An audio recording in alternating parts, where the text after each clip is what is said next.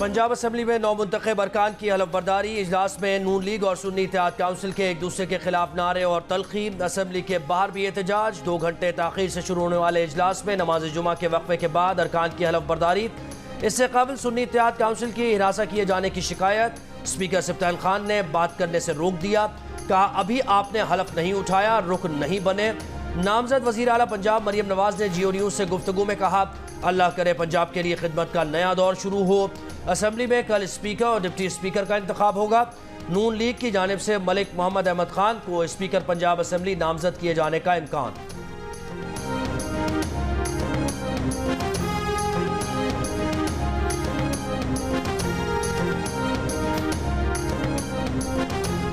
गाड़ी में छुप के मैं जो है वो अंदर पहुंचा हूँ, लेकिन बाहर तो इस तरह नफरी खड़ी हुई है जैसे कोई मैदान जंग। अभी हमारी स्पेशल सीटों का फैसला इलेक्शन कमीशन ने किया ही नहीं और ये हल्फ हो रहा है। इनको इतना खौफ है पुरअमन प्रोटेस्ट से भी कि इन्होंने भाई 500 बंदा पहले ही खड़ा कर दिया। इस ओथ के बाद हम कोशिश करेंगे पूरी कि हम पंजाब के लोगों का मुकदमा इस हैवान में लड़ें।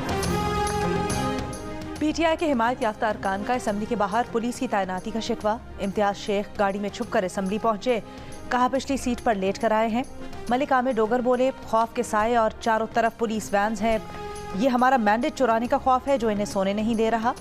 हमारे नामजद वजीर आला मियां असलम ने जमानत करवा ली, इजलास में शरीक होंगे।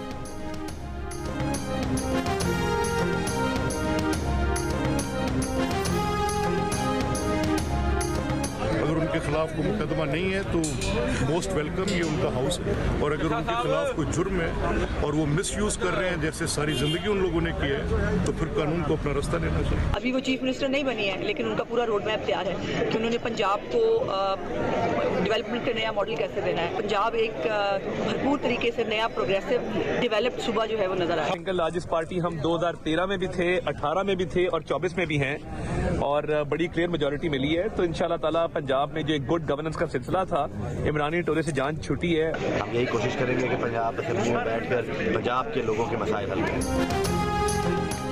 पीटीआई ने एहतजाज और शर के अलावा क्या किया है? असलम इकबाल के खिलाफ अगर कोई मुकदमा नहीं है तो उन्हें असम्बली आना चाहिए। रहनुमा नून लीग मलिक अहमद खान की असम्बली इजलास से पहले गुफ्तगू। उस्मा बुखारी ने कहा कि मरियम नवाज आज अपनी पार्लिमानी सियासत का आगाज कर रही हैं। बुजदार और चौधरी परवेज इलाही दौर की बाकियात खत्म करने जा रहे हैं।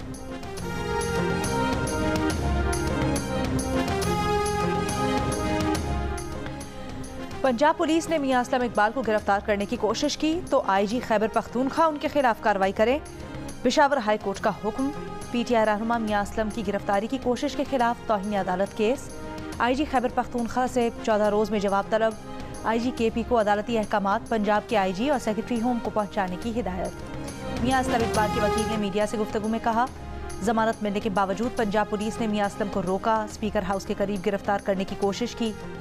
मियां असलम इकबाल लाहौर के लिए रवाना हो चुके हैं। पीटीआई ने मियां असलम को वजीर आला पंजाब के लिए उम्मीदवार नामजद कर रखा है।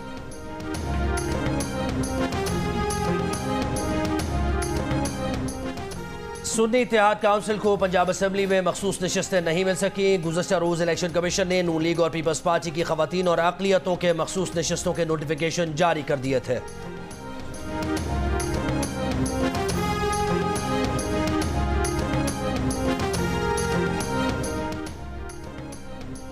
बानी पीटीआई का कहना है कि IMF को खत लिख दिया है, आज खत चला गया होगा।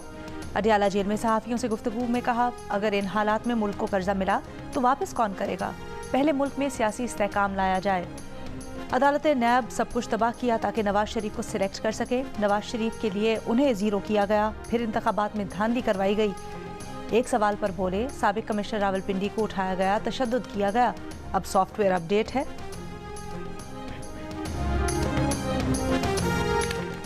पाकिस्तान के लिए बैरूनी इमदाद का रास्ता रोकना कौन सी हुब्बुल वतनी है? मुस्लिम लीग नून के रहनुमा इरफान सिद्दीकी का सेनेट में इज़हार ख्याल। कहा कि IMF को खत लिखना अफसोसनाक तर्ज अमल है। इस सियासी अमल का शिकार पाकिस्तान की आवाम होंगे। कहा कि इससे काबिल खैबर पख्तूनख्वा के 2 वज़रा की कॉल पकड़ी गई थी। फवाद चौधरी ने कहा था कि पंजाब और KP IMF मुज़ाकरात पर साथ नहीं देंगे। ये सियासी अमल इंतहाई अफसोसनाक है।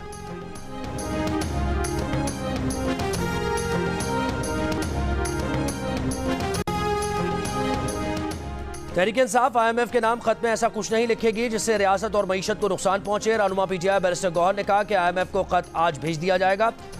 PTI का हर कदम कानून की बालादस्ती और मुल्क की मुआशी बेहतरी के लिए होगा।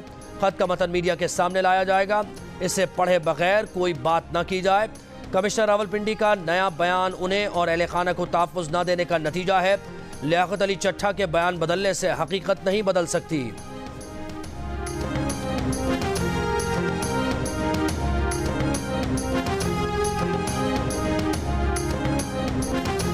कोई भी हो, मैं हूं या कोई और हो, अगर हम अपने मुल्क की मुआशी इंटरेस्ट के खिलाफ अपनी जाती सियासी फायदे के लिए कोई लिखते हैं, मुझे नहीं पता लिखा कि नहीं लिखा, मैंने मीडिया में पढ़ा सुना है, लेकिन अगर लिखा है तो काबिल मुजम्मत है। आप देखेंगे कि हर चीज इंशाल्लाह डील होगी, वो उनके खत की कोई हैसियत नहीं होगी। नून लीग ने PTI के IMF के नाम मुजवज़ा खत को अफसोसनाक और काबिल मजम्मत करार दे दिया। इसहाक डार ने कहा कि PTI का सियासी फवायद के लिए मुल्क के मुआशी मफाद के खिलाफ कदम उठाना अफसोसनाक होगा। तहरीक इंसाफ के खत की कोई हैसियत नहीं होगी। इस खत के बावजूद पाकिस्तान और IMF की डील हो जाएगी।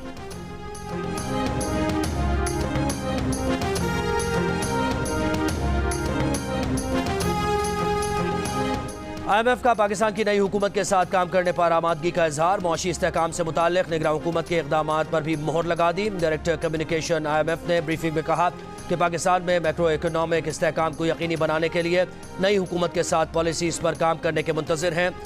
बानी चेयरमैन PTI की जानिब से मुबैना इंतखाबी धांधलियों को जवाज़ बनाकर IMF को ख़त लिखने और इमदादी धांधलियों की अदलिया से तहकीकात मशरूत किए जाने पर कहा वो जारी सियासी उमूर पर तबसरा नहीं करेंगी।